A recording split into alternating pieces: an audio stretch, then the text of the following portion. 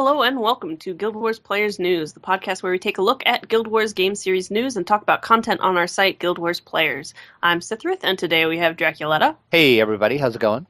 And we have Thalros. Ahoy. Ahoy, indeed.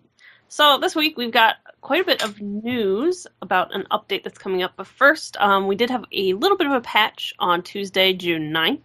And not a whole lot. It's not like big sweeping changes or anything. They brought the streaming client out of beta.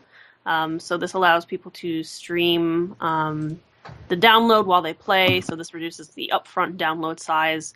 When first downloading the game or when there's a big patch, there's like a minimum amount that it will download before you can play. So it makes getting into the game after big updates quicker, which is nice. Everybody likes that. Also just some general balance and bug fixing, like they do.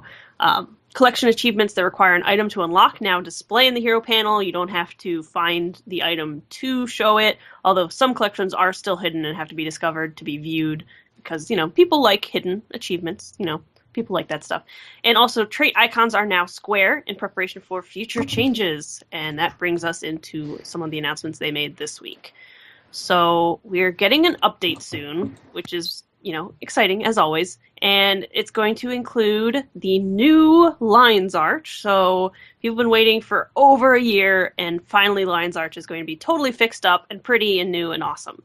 If you remember when they announced that they were working on this, they put up a survey for people to, vote for new names for all of the different places. And here are the new names. So the Canal Ward is now going to be called the Commodore's Quarter. The Lighthouse is going to be called Phoenix Roost. The Lion's Court is going to be, it's still going to be Lion's Court. The Airbase is going to be Lion's Arch Aerodrome, and the memorial for those who died in the Scarlet attacks will be called Field of the Fallen. So that's pretty cool. Right. Except for the airbase, which is kind of boring. But... Well, they're all kind of, I wouldn't say generic names, but they're just kind of middle of the road place names. Most people to choose, I guess, though. Mm-hmm. Yep. So that's pretty cool. I'm excited to see New Lion's Arch. I've never seen it not in a state of destruction. Yeah. So that'll be pretty cool. They also announced that in this update that's coming up, we will be getting the core specializations. So if you remember, we talked about that a while ago. They announced that before Heart of Thorns releases, they will be doing the trait upgrades. So basically, this is where they're going to be revamping the trait system. We're going to be getting the skill points turned into hero points instead. And we made a whole post about it with all the specifics, and it's going to involve a whole new kind of UI for the trait system. It's pretty exciting. Although I will say, and say again probably, that we don't know when this update is going to come out. They just say that this is the next update we're going to get. Maybe it's going to be this coming Tuesday, maybe not, I don't know. On top of all of that, if trait updates and new Lion's Arch isn't exciting enough, we're also getting a new wallet. Well, it's kind of the same wallet, but they're changing up the UI and the system for it. So basically, currently you can access the wallet by going to your hero panel. That's not going to be the case anymore. It's only going to be through your inventory, which, makes sense. They're getting rid of the pretty looking kind of grid view where you can see nice, pretty illustrations of each of the different currencies. That's going away just because it's kind of a useless space taker-upper. So it's just going to be more compact, more like the mini version you get when you hover over the bottom of your inventory, I would imagine. And you're going to be able to filter your currencies and look through all of them differently. Another interesting thing, right now if you open up your inventory, at the bottom of your inventory you'll see your gold and silver and copper. And then you'll also see your karma.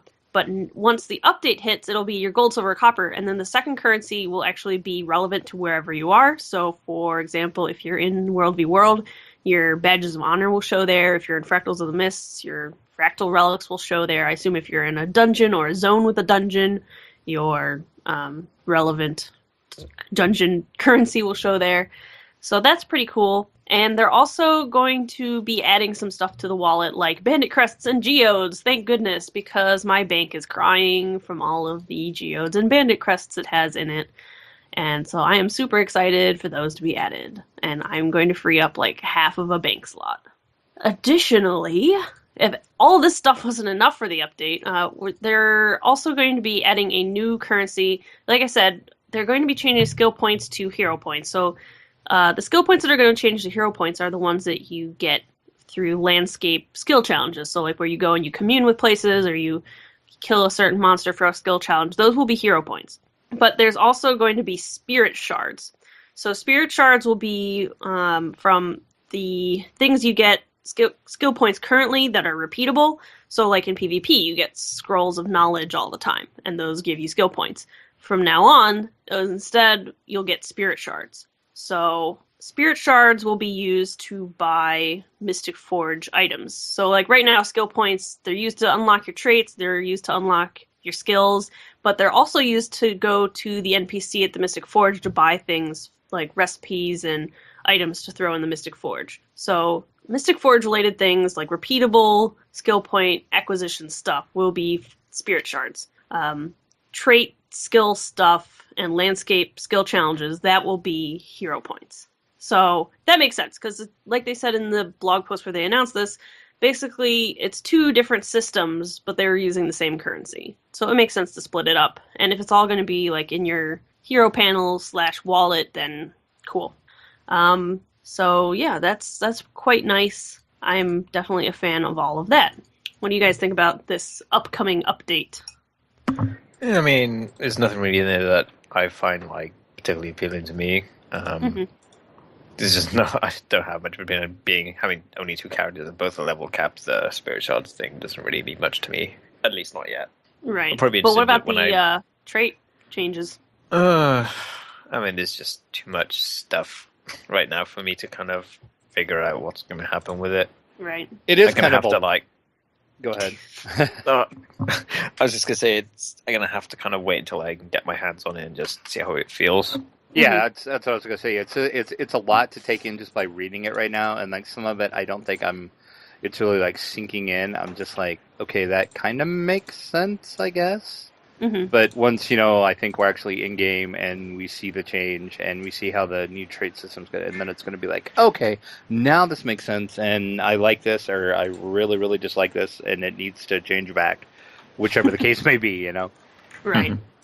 Cool. Yeah, I mean, I'm mostly just excited because I know that I was paying a lot of attention and following closely the changes they were making to Necro, and so they're going to be making blood magic, I guess, a bit more buffed up, and as we all know, I am a fan of blood magic, even as it is currently, despite that being an unpopular opinion, so to see it get even more buffed is, I'm all for that.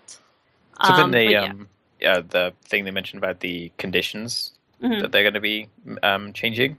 Right, oh yeah, I forgot to put that into the show notes. I was like, I feel like I'm missing something. Yes. So they're also going to be changing conditions because I'm really good at show notes, and I didn't put the link to my own post in the show notes. But anyway, so they're also going to be changing the conditions a little bit. Currently, there's a stack limit, so you can only put 25 of a certain type of condition on an enemy, and so that kind of limits the potential of conditions. It kind of makes running a condition build not great, especially in things like world bosses or World v World, because when you're with a whole bunch of other people, that stack limit's going to be hit pretty fast. So it's not great, but no more. With this update that is coming, they are going to be tweaking the conditions. There is going to be a cap, but they do say, let's just say it's large enough that you should never notice while you're playing, even during world boss fights. So that means it's got to be pretty high maximum, which, I mean, I'm totally for. That's great. And another thing, they're tweaking some of the specific conditions, like confusion will have a damage over time, vulnerability and other conditions that don't directly do damage will still have a 25 stack limit, just because they don't directly damage the foe. And also, they are going to be tweaking the scaling level of conditions, so the base damage for conditions is going to be lowered. However, investing more stat points into condition damage will be more beneficial than it currently is. So they say this means at lower levels of condition damage, you can expect to do less damage than you currently do, while at higher values, you'll do even more damage than you're currently able to. The break-even point before you start doing more damage than you currently do is around 700. So I'm pleased with that, because I have about 1,000 condition damage on my Necro. So, yay! I think that's kind of a small attempt to kind of stay away from everyone just going berserker gear. Yeah, I'm thinking that's probably a big part of it. So It's interesting. I might have to maybe think about changing my build up a little bit. The poison change, particularly, I'm happy about, because as someone who's been doing world completion, fighting Hylek, especially the Risen one, they stack up that poison pretty fast. So Yes, they do. so many times I fought them, and I'm stuck with like a minute 40-second poison dot, and I've literally during the fight used my cleanse. So it's kind of like, well, I end up dying like 30 seconds after the fight's over.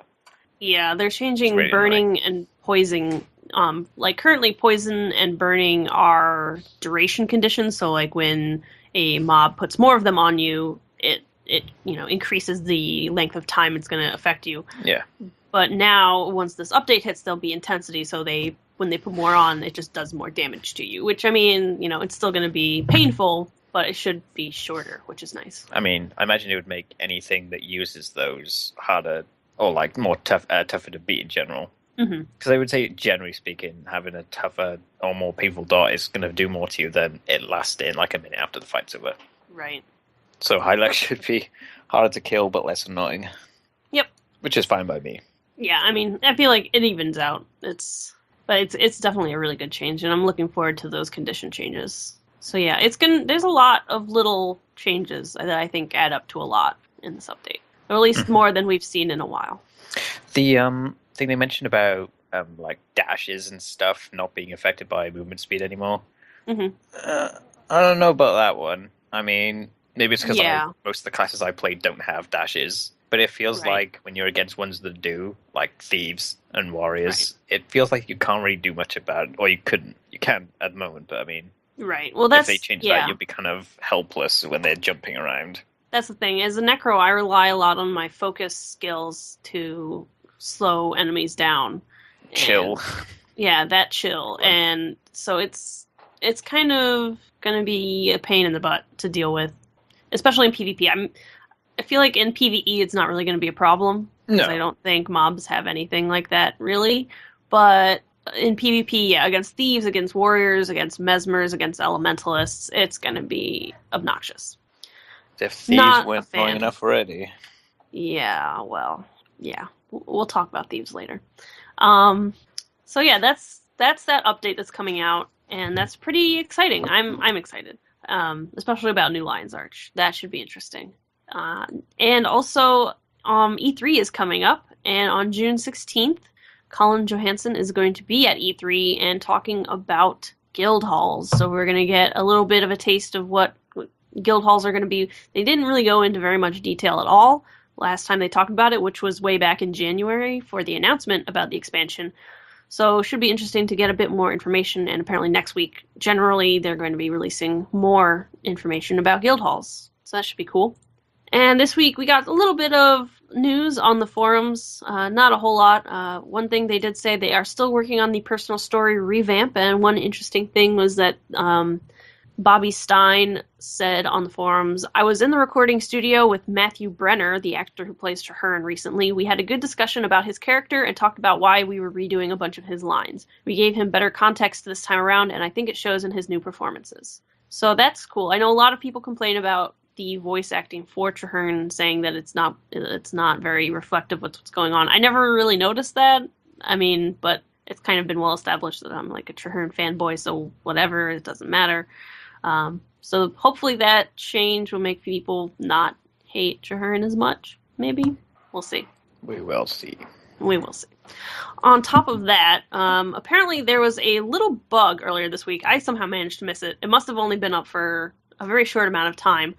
But apparently there was a small bug in PvP earlier this week where you could select Stronghold or Conquest on the PvP tab. And there was no hot join, practice option, when you go to select practice unranked or ranked. And apparently they reverted it very quickly. But since that did happen, John Corpening, the associate game director, posted on the forums and said, "This is a work in progress, and the UI for it made it out on accident today. We have corrected that. Since we spilled the beans on it, though, I'm happy to let you know that this feature has come about from the feedback we have received from our community during our Stronghold betas. We hope to be showing it for real in the next test we do for Stronghold. I am super into that. I am all for queue preferences in PvP because I love Stronghold, and I just want to do Stronghold all the time. So that'll be interesting.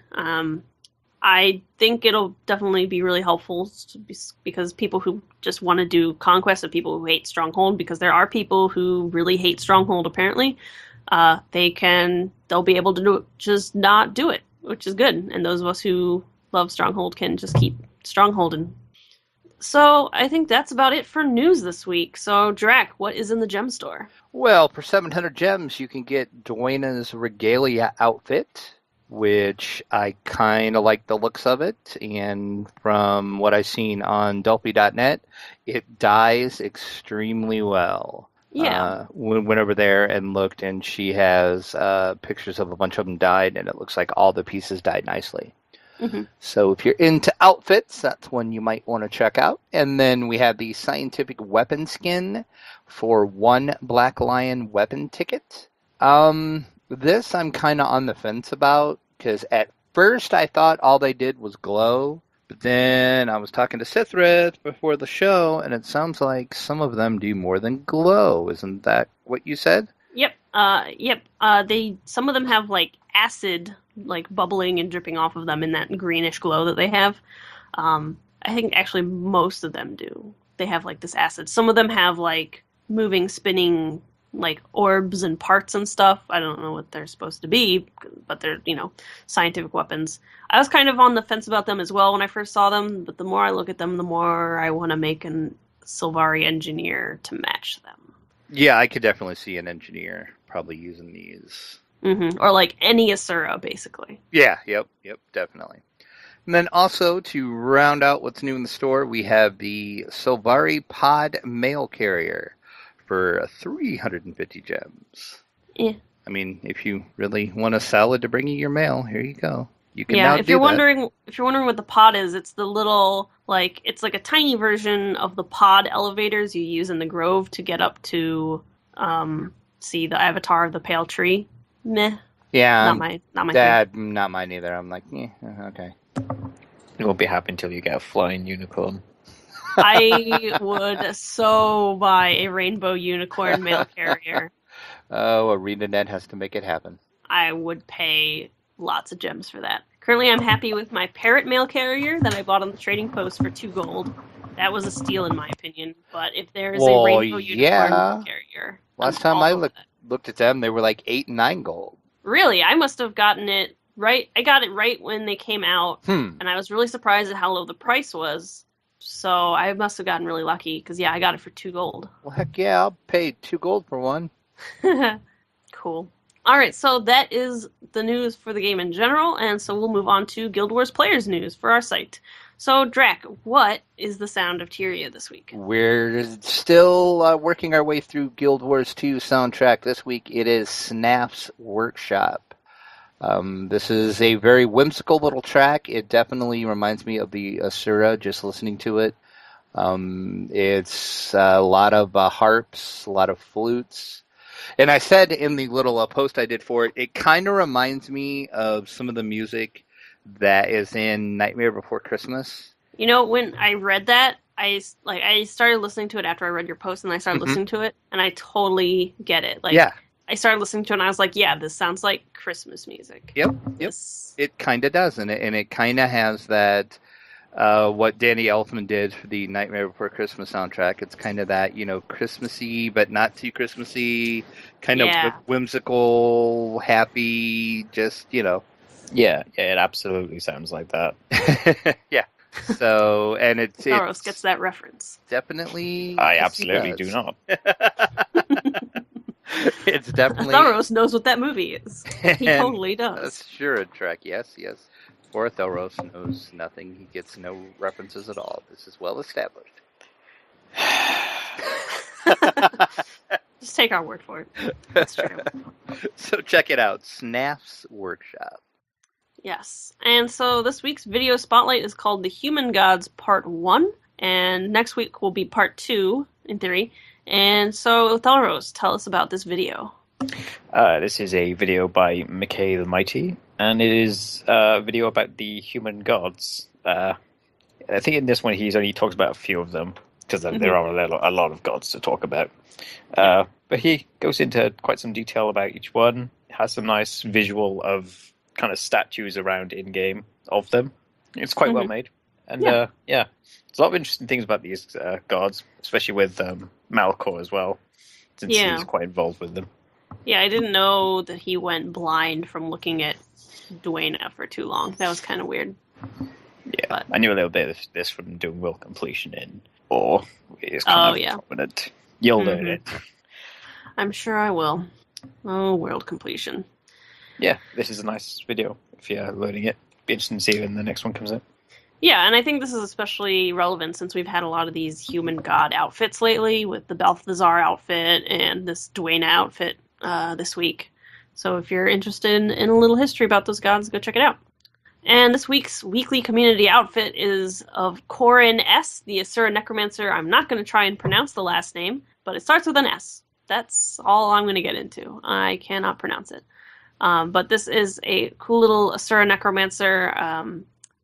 They've got like this really ornate kind of gold jewelry all over the place because it's the I'm not sure. It's got such a wide range of colors: iron, redemption, midnight ice, jalapeno, blood, midnight gold, midnight you. There's a huge amount. It's very dark, but the gold jewelry bits and gold bits all look really great together. So I definitely recommend taking a look at this. And the hair is also the like kind of Princess Leia-ish hair with the like ear bun things. So it's suitably Asura and also suitably Necromancer-ish, I think.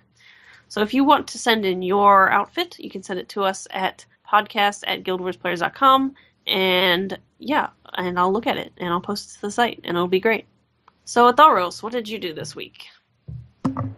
Well, I mean, we all did pretty much the same thing this week. Honestly, we did. With a few exceptions, yeah. Firstly, we tried to do Ascalonian Catacombs, the second path of the explorable, because we did the first one before. And how did that go? Less than ideal. I'll put it that way. Firstly, we tried to 3-man it with various characters of yours. Yeah. We got about not that far, really. We didn't even. I think we barely beat the second boss. Or no, the first boss. The first, we got through the spider boss and couldn't get through the second one. Yeah, so, then we went to the LFG tool. That didn't work either. Yeah, we kind of struggled a bit, and people, I think, were a little impatient. People were impatient, even though I said no rush. And then they got mad at us for not stacking, even though there was a lot of AoEs everywhere, and we couldn't stack, and we didn't really have... that spin. It just destroyed us. Like the Lord in Stronghold, the second boss in Ascalonian Catacombs pulls you in and then does this whirl spinning attack that's very straight up kills you. Mm-hmm. Not to mention summoning a bunch of ads. But yeah, that was unpleasant. Yeah, we didn't really have any characters that would make stacking worthwhile anyway, so I don't know. Yeah, can't 3-man that. Yeah, we can't 3-man that, and also, I don't know, people were just jerks and looking for group. Yeah, so I think after that we went to do Vinerath, because I still had not done that, having various technical issues every time I tried to go to do it. Yeah. So that was interesting enough. I kind of didn't realize that it was over when it ended, which is never really a good sign for a big world boss fight, to be honest. No, I remember you said it was very anticlimactic. Yeah. Like, I was expecting maybe to see some sort of head of the boss, quote unquote. It was like a big plant thing, but, some sort of core of it, and it kind of just stops. It would have been worse, I think you said, if we were doing one of the different sides. Right. Where you like fight the boss and then you spend the next however long doing a bunch of trash mob killing.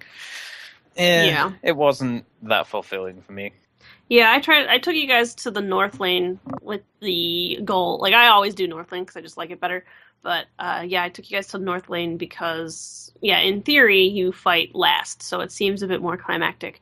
However, mid failed their boss, so we had to fight the mid boss, so then South fought the last boss. So, kind of anticlimactic. Suffice to say, it hasn't made me like that era anymore, and I already hate it. No, fair enough. So I think after that we went to Quaddle, because I had not done that either. Yeah, you hadn't done Quaddle either, Drek, right? Well, I had not, no. And I guess you still haven't. Yeah, that's what I was going to say. Oh, and yeah. I still have. Oh, yeah. So while we were doing that, Drak's computer decided to crash. And obviously there were so many people in the layer we were in that he couldn't get back in. So in the end, after our version ended, I wanted to see what it looked like when you lost. And so we all went to Drek's map. Yeah.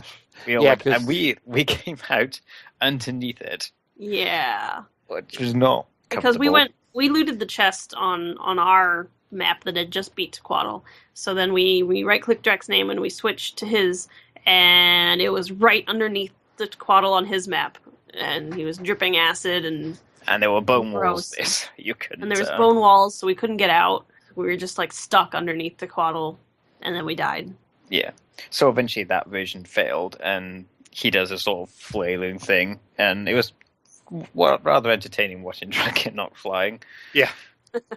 Yeah, I flew, I forgot how far I flew back, but it was insane at how far he knocks you back when he takes off. And then we spent the next 20 minutes exploding the fish heads. Oh, yeah, we did do that. Yeah, when you fail to Quaddle, these little undead fish heads, which, for the record, the undead fish heads don't make any sense. The undead fish heads that come out of the ground and, spew risen everywhere makes no sense. But these ones just exploded when you touch them, and, you instantly die. So we had a lot of fun trying to dodge them, or seeing what skills would set them off and which ones wouldn't, and or if the enemy mobs would. Yeah. Various things. It was a thing. Yeah, that made it a bit more fun. I think then after that, maybe it was a different day, that we went to do some map completion in... Straits of Devastation. Yes, yeah, that one. Straits of Devastation.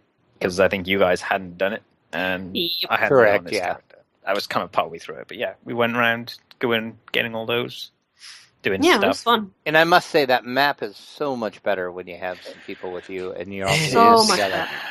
I feel like world completion in general is a lot better if you have someone else with you, because the tedious parts go a bit faster. That place is the absolute worst in my experience, having done every zone. Mm-hmm. It was the worst trying to do it on your own as a squishy Mesmer. It's horrible. Some of the ones, in that particular zone you had to get, were there were mobs everywhere, and you had to commune with a skill point to get it, and it was just awful. Yeah, that's why I never finished lot map easier completion doing on that my in a group. Mesmer. Mm-hmm. Much easier on a Necro. And speaking of Necros and Mesmers, Thoros. Yeah, that was my last point.